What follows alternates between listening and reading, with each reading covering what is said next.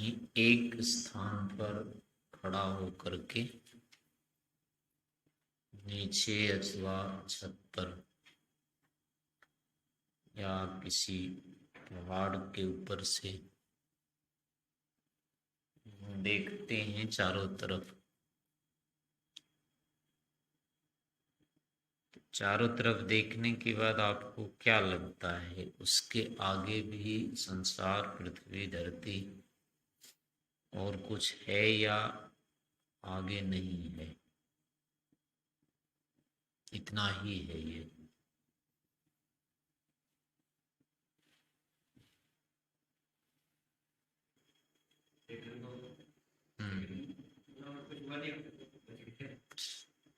थोड़े से ही क्यों जात होते हैं जो सामने है? इतने से का ही ज्ञान हमको क्यों होता है, औरों का क्यों नहीं होता?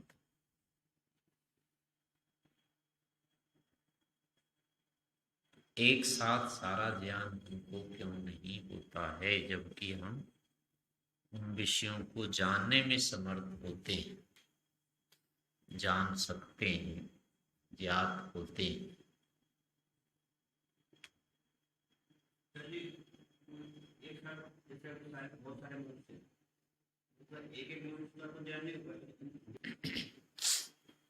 मुख्य बात यही है कि हम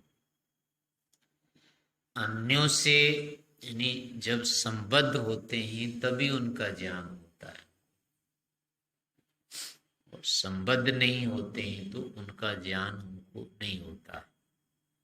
जिसके साथ हमारा सन्निकर्ष हो जाता है उसका तो ज्ञान हो जाता है हमें, और जिसके साथ नहीं होता है उसका ज्ञान हमको नहीं होता है। इसका मतलब है कि हम सबसे अलग हैं, कटे हुए हैं या पृथक हैं सबसे। साथ ही होते, एक ही होते तो फिर ऐसा नहीं होता, जुड़ने की अपेक्षा नहीं होती। फिर जुड़ना इसीलिए हो रहा है कि वो हमसे अलग हैं, उनसे हम अलग हैं। दोनों में संबंध नित्य नहीं है, दोनों में संयोग होता है, विभाग होता है। तो इस कारण से संयोग विभाग होने के कारण से भी और अपने साथ सदा नहीं होने से या अपना स्वरूप नहीं होने से इनका ज्ञान हमको नहीं होता है। जब जब सन्निकर्ष हो जाएगा, संबंध हो जाएगा, वो भले ही इंद्रियों के माध्यम से होता है, तो उस कारण से संबंध हो जाता है। तो ये नियम जैसे बाह्य पदार्थों में लगते हैं, जिसके साथ हमारा सन्निकर्ष होता है उसका ज्ञान होता है, जिसके साथ नहीं होता है उसका ज्ञान नहीं होता है। और वहाँ कारण है कि हम दोनों एक नहीं होते, अलग अलग हैं। नहीं तो फिर जुड़ने और अलग होने की, जुड़ने की अपेक्षा नहीं होती उनको जानने के लिए, वो ज्ञात ही होते रहते। तो ऐसे दिखते भी नहीं कि ठीक है ये अपने से अलग है।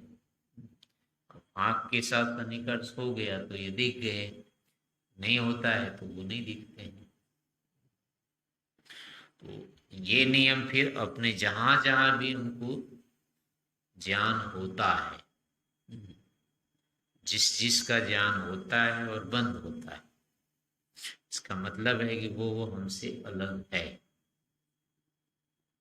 वो हमारा स्वरूप नहीं हो सकता है, हमसे संबद्ध सर्वथा नहीं है। अपने बारे में ऐसा नहीं होता है कि ज्ञान होने पे कटता हो, फिर होता हो, कटता हो, होता हो, ऐसा नहीं हो पाता है। हाँ, अपना ज्ञान भी कभी बंद होता है, कभी शुरू होता है। बेहोश हो जाते हैं, मर जाते हैं, जो भी होता है, जन्म लेते हैं तो ज्ञान शुरू होता है, फिर बंद हो जाता है। तो उस कारण से कि वो ज्ञान भी अपने से अलग है, इस कारण से वो होता है तो नहीं भी होता है। वो तो ज्ञान के कारण होता है, लेकिन एक बार जन्म लेने के बाद जीवन भर अपने बारे में मैं हूं नहीं हूं ऐसा नहीं होता, मैं हूं ऐसा ही होता रहता है। तो ये इसलिए होता है कि हम अपने से स्वयं से अलग नहीं है, अपना ज्ञान होता रहता है। लेकिन शरीर आदि का जो ज्ञान है वो दिन प्रतिदिन होता है और फिर नहीं रहता है, होता है और नहीं होता है, अगले क्षण भी ऐसा हो जाता है। अभी हम बैठे हुए थे यहाँ पर, तो पैर का ज्ञान था क्या, बैठे हुए थे पैर के ऊपर ही, पता नहीं था हमारे पास पैर है। अब निमित्त से फिर इसका ज्ञान हो गया, लेकिन अपने विषय में ऐसा नहीं हुआ। अपने को किसी ने याद नहीं दिलाया, मैं हूँ, यहाँ पर हूँ, इसको किसी ने याद नहीं दिलाया है, वो है ही। ये वाला ज्ञान बंद नहीं होता है, लेकिन शेष ज्ञान जो है वो बंद होते हैं, उत्पन्न होते हैं। तो इसीलिए उत्पन्न होते हैं कि ये सब अपने से अलग हैं, या हम इन सब से अलग हैं। तो इस पृथकता के कारण से कभी तो इनका ज्ञान हो जाता है और कभी इनका ज्ञान नहीं होता है। जब युक्त हो जाते हैं, संयुक्त हो जाते हैं, हो जाता है, वियुक्त हो जाते हैं तो इनका ज्ञान नहीं होता। तो इस एक बात के आधार पर अब दूसरी बात फिर आ जाती है कि यदि ये अपने स्वरूप नहीं है, अपने से पृथक हैं, या मैं इनका स्वरूप हूं नहीं हूं, मैं इनसे पृथक हूं, तो क्या अब हमको इनके साथ जुड़े रहना अनिवार्य है, जुड़ के रहना अच्छा है, या आवश्यक नहीं है, अनिवार्य नहीं है, जुड़ के रहना ठीक नहीं है? क्योंकि अलग होना या जुड़ना तो होता ही है। इस कारण से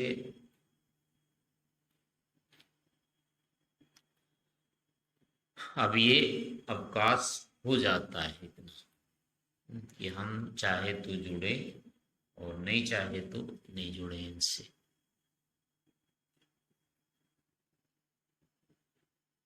तो अगर इनसे जुड़े रहना अनिवार्य है तब तो जुड़ने का प्रयास करना चाहिए, और यदि अनिवार्य नहीं है तो फिर जुड़े रहने की या जुड़ने का प्रयास अनिवार्य नहीं है, आवश्यक नहीं है। अगर इनके साथ हमारा कभी संबंध विच्छेद होगा वो हमारे लिए फिर दुखद नहीं है, अनुचित नहीं है। कल को संबंध नहीं रहता है तो वो शोक का विषय नहीं होगा, क्योंकि वो तो है ही नहीं, अपना अलग ही है। तो जो अलग है वो अलग ही तो हुआ है। जो अलग है वो अलग हुआ है, जो पृथक है वो पृथक हुआ है। इसमें चिंता की बात क्या हो?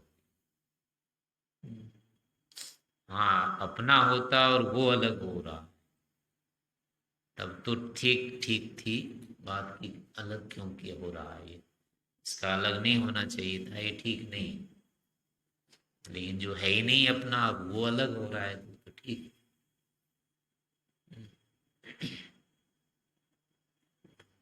क्या है, बोलते हैं ना कि वो ले गया उसको उठा के।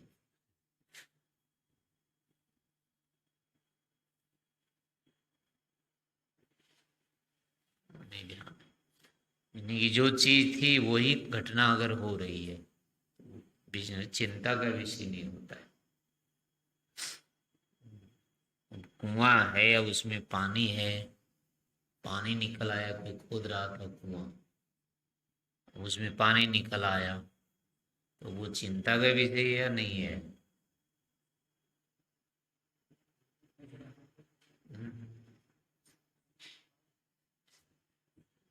कुआं खोदते खोदते इसमें पानी निकल गया, वो घबराने की बात है, चिंता की बात है या ठीक है? उसमें तो है नहीं निकलना चिंता की बात। पानी निकल आना, पानी नहीं था पहले पर न्यू निकल आया, तो निकल आने के बाद चिंता की बात क्यों नहीं है? तो पानी तो होना ही चाहिए उसमें। नहीं, जो चीज होना चाहिए अगर वही हो रहा तो चिंता की बात कहाँ होती? रोटी बना रहे थे, बनाते बनाते बन गई रोटी, पक गई, पकाने लग गई रोटी और पक गई हो। अब उसको देख के रोएंगी या नहीं रोना चाहिए? चावल बना रहे थे, खिचड़ी बना रहे थे, वो बनाते बनाते बन गई, चावल बन गया, तो अब क्या करेंगे, रोएंगे या नहीं रोएंगे? हैं? नहीं रोएंगे ना, क्यों नहीं रोएंगे? वो बनना ही तो था उसको, ये जो चाह रहे हैं यानी जो होना था वही हुआ है। अब बनाते बनाते मान लो जल गई रोटी, चावल जल गया, खिचड़ी जल गई, अब तो फिर चिंता का विषय है, क्योंकि जलना नहीं चाहिए था उसको, जो नहीं चाहिए था वो हो गया उसमें, इस कारण से अब वो उचित नहीं हुआ। लेकिन पकना था वही पका ही है, तो इसमें क्या अनुचित है? ऐसे यहाँ पर भी है कि जो अलग होना ही है, जिसको जो अलग होता ही है, अगर वो अलग हो गया तो इसमें चिंता की विषय क्यों होगा? दुख का शोक का विषय क्यों होता है, होगा? वो अलग ही है और अलग ही हुआ है, जो है वही हुआ है, इस कारण से वो शोक या चिंता का विषय नहीं होना चाहिए। तो वो चाहे अब शरीर है या संसार है या प्रकृति है, आत्मा से ये अलग हैं। इनका पूरी तरह से क्या होता है, संयोग के बाद विभाग होता है। विभाग इसका है ही, पहले से इसका विभाग है, आत्मा के साथ, जीवात्मा के साथ प्रकृति का विभाग है, और जो है वही अब होगा या हो गया, तो हो गया तो अब ये चिंता का विषय नहीं होना चाहिए। लेकिन इसमें चिंता का विषय ये बनता है, शरीर हमारा जाने लगता है तो चिंता होने लगती है, लोक से, संसार से अपना संबंध कटने लगता है तो चिंता होने लगती है, शोक कष्ट होने लगता है। तो ये इसलिए होता है कि वस्तुतः अब हमारा यहाँ अज्ञान काम करता है, हमने इसको माना था कि ऐसा होने का नहीं है। अगर ये माना होता है कि ये ऐसा ही होता है तो वही हुआ, लेकिन माना था कि ऐसा ये नहीं होता है, इसको ऐसा नहीं होना चाहिए था, और ये अब हो गया, इस कारण से अब ये क्या हो गया, मति विरोध हो गया, यानी कि इच्छा का विघात हो गया इसमें, जैसा हम चाह रहे थे वैसा नहीं हुआ। तो इच्छा विघात होने के कारण अपनी जो मानसिकता थी, मान्यता थी, वो खंडित हुई, उस खंडित होने के कारण से अब ये शोक होता है, कष्ट होता है, दुख होता है। मान्यता यदि खंडित नहीं होती तो फिर दुख नहीं होता।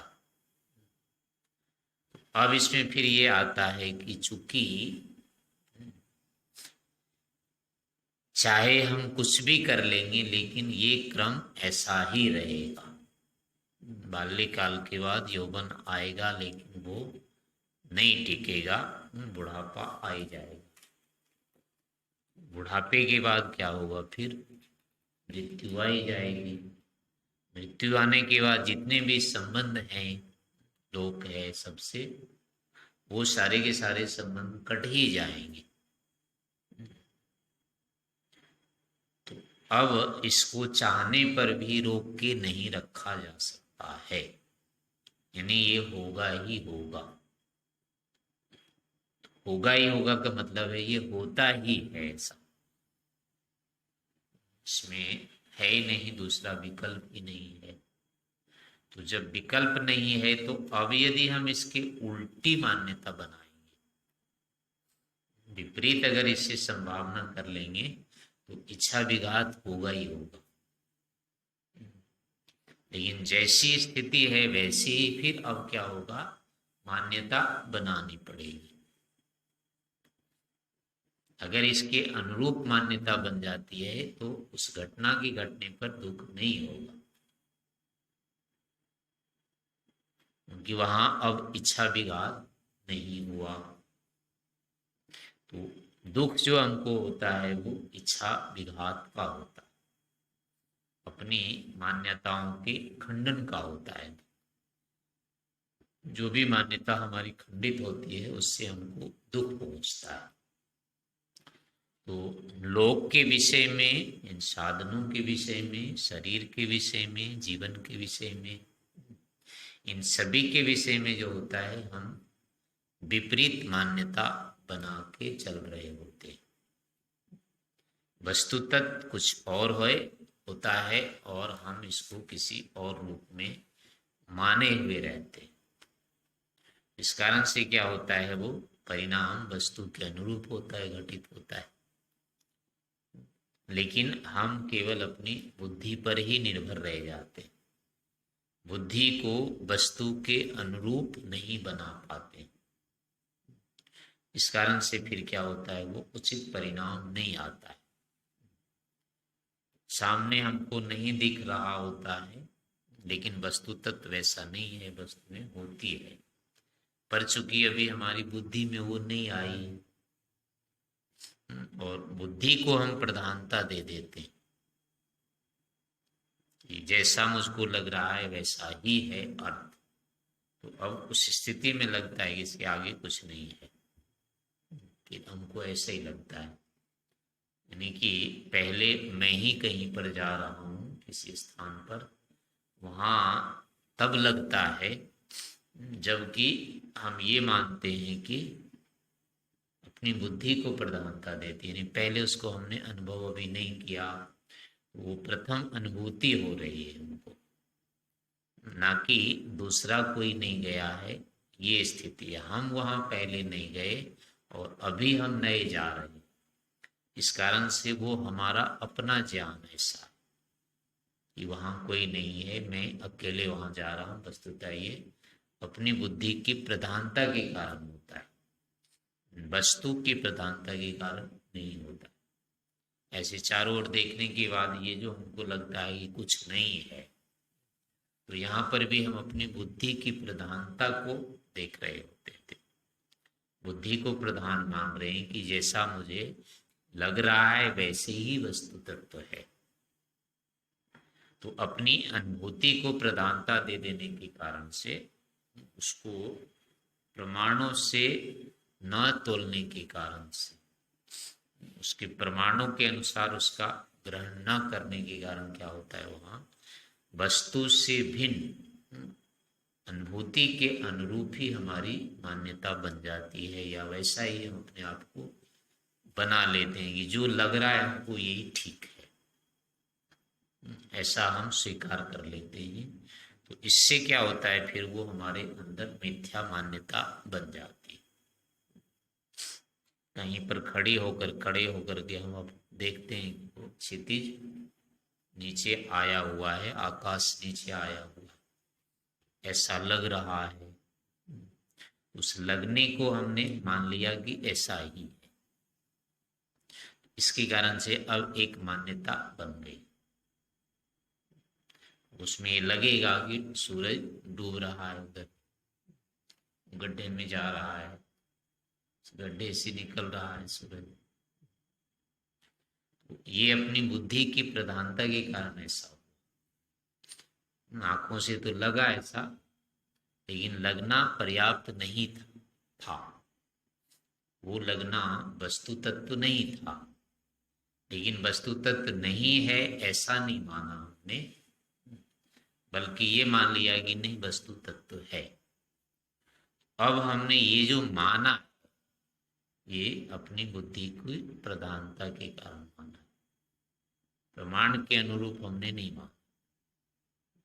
तो जहां जहां भी ऐसा ही होता है, और इसमें अब विघात होगा जब हम अपनी बुद्धि की प्रधानता दे देते हैं और उसी के अनुसार निश्चय कर लेते हैं, तो वो क्या होता है, प्रायः वस्तु के अनुरूप नहीं होता है, और वो उसके आधार पर जो मान्यता बन जाएगी वो खंडित होगी आगे जाके, क्योंकि वस्तु ऐसी नहीं है।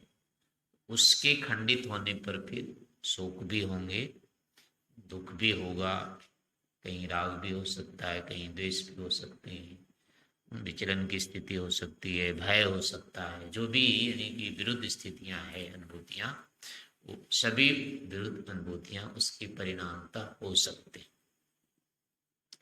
इस कारण से दो चीजों के ऊपर ध्यान देना चाहिए। एक तो जो अनुभूति हो रही है, वो अनुभूति वस्तु के अनुरूप है कि नहीं। हमारे अनुकूल नहीं होना जरूरी नहीं है उसको, हमको जैसा लग रहा है इसको प्रधानता नहीं देनी चाहिए। वस्तु ही ऐसी है, इसको प्रधानता देनी चाहिए, और वहां फिर हम मान लेते हैं तो इसमें फिर दोष नहीं आएगा। यद्यपि ये आरंभ से अपने आप नहीं होता है, स्वाभाविक स्थिति तो यही बनती है, जैसा दिखता है वैसे मान लेते हैं। जो दिख रहा है, जो लग रहा है, उसका अगर कोई विरोधी नहीं आया वहां पर कुछ, तो हम मान लेते हैं कि ये ऐसा ही है। तो अपना शरीर आदि जो कुछ भी है, इसी कारण से ऐसे लगता है कि शरीर मेरे से अलग नहीं है। कभी आंख से तो दिखा नहीं, कभी अलग होते हुए।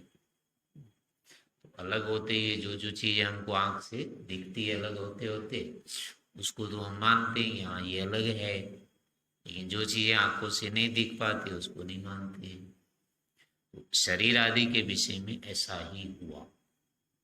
अपनी अनुभूति एक जागी कि मैं और शरीर एक है दोनों, क्योंकि कभी दोनों में विभाग नहीं देखा गया। तो ये क्या था, प्रमाण के अनुकूल मान्यता नहीं थी, जैसा अपने को लगा वैसे ही मान लिया, और इसी लगने के अनुसार से बाकी चीजों के साथ भी हम व्यवहार करते हैं, संबंध करते हैं। कोई चीज हाथ में आने के बाद उसको मान लेते हैं कि मेरी है। तो अब वो चीज मान लिया हमने मेरी है, लेकिन वस्तु के अनुरूप उसको नहीं देखा कि मेरी है का मतलब क्या, या मेरा स्वरूप है ये, या केवल मेरे से संबद्ध हुआ है, इसके साथ हमारा सन्निकर्ष हुआ है। इतना यदि मानते हैं तो दोष नहीं आए, और इतना नहीं मानते तो आत्मा का भाग हो जाए, उसके साथ अस्मिता क्लेश बन जाए, वो आगे चल करके फिर हानिकारक होगा। तो इन सभी विषयों में इसी प्रकार से हमारे अंदर दोष आते रहते हैं, और इनका फिर इसी क्रम से यदि हम विवेचन करेंगे तो फिर ये दोष धीरे धीरे हटेंगे। इन्हीं सब उदाहरणों को लेकर इसी प्रकार से इनका चिंतन करने पर फिर धीरे धीरे यही चीजें सामने आती, कहाँ हमारी मान्यता काम कर रही है, कहाँ हमारी वास्तविक अनुभूति काम कर रही है, कौन सा विषय अपना क्या स्वरूप रखता है, इसका स्वरूप कैसा है, आदि आदि शब्द प्रमाण से पहले जानना चाहिए, फिर अनुमान से देखना चाहिए, फिर उसके व्यवहार में परिणाम को देखना चाहिए। इस प्रकार से यदि हम निरंतर परीक्षण करते रहते हैं, समन्वय करते रहते हैं, तो हमारी बुद्धि ठीक ठीक यानी शुद्ध होती जाती है और कालांतर में जाकर के फिर हम अपने अभिष्ट स्थिति को, अवस्था को प्राप्त कर लेते हैं।